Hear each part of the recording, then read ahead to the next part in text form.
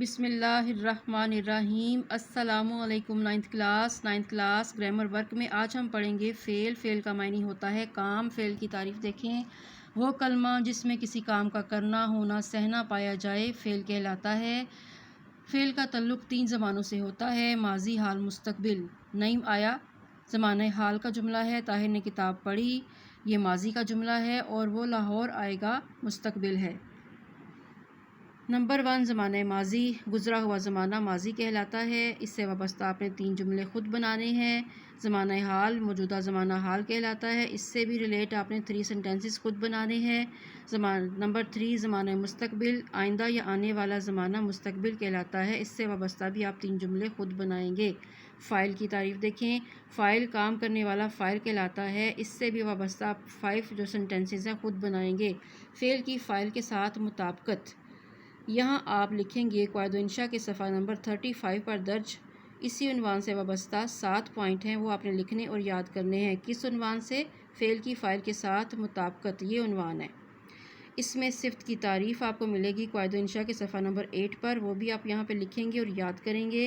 اس میں صفت اور اس میں موصوف میں مطابقت، ان سے وابستہ 5 پوائنٹ ہیں قواعد و انشاء کے صفحہ نمبر 35 پر، وہ بھی آپ نے لکھنے اور یاد کرنے ہیں۔ موصوف کی تعریف دیکھیں، جس کے بارے میں بات کی جائے وہ موصوف ہوگا، اس سے بھی وابستہ آپ نے 3 سینٹنسز بنانے ہیں۔ اس سارے کام کو آپ نے یاد کرنا ہے اور لکھنا ہے۔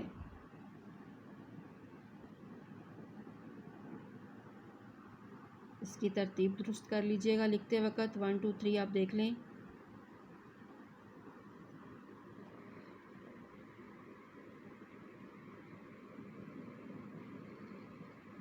یہ سارا آپ نے لکھنا اور یاد کرنا ہے، اور کون سی چیز آگے پیچھے ہے اس کی ترتیب جو ہے کام کی درست کرنے کے لیے میں نے یہ پیج ریڈی کیا ہے، اس کو دیکھ لیں آپ۔ سب سے پہلے آپ لکھیں گے مورخہ۔ مورخہ کا مطلب ہوتا ہے تاریخ اور دن، آپ نے یہاں پہ لکھنا ہے تاریخ اور مہینہ، دن لیفٹ ہینڈ پہ، اوپر گرامر کا کام ہے۔ پھر فعل کی آپ تعریف لکھیں گے جتنی بھی لائنس میں آپ کی آئیں۔ نمبر 2 پہ آ جائے گی زمانے کی ہیڈنگ دیں گے، پھر 3 زمانے، یہ زمانوں کی ترتیب ہے، ان کی تعریف لکھنی ہے، ان کی مثالیں لکھنی ہیں، یعنی مثالوں سے مراد 3 جملے ہیں۔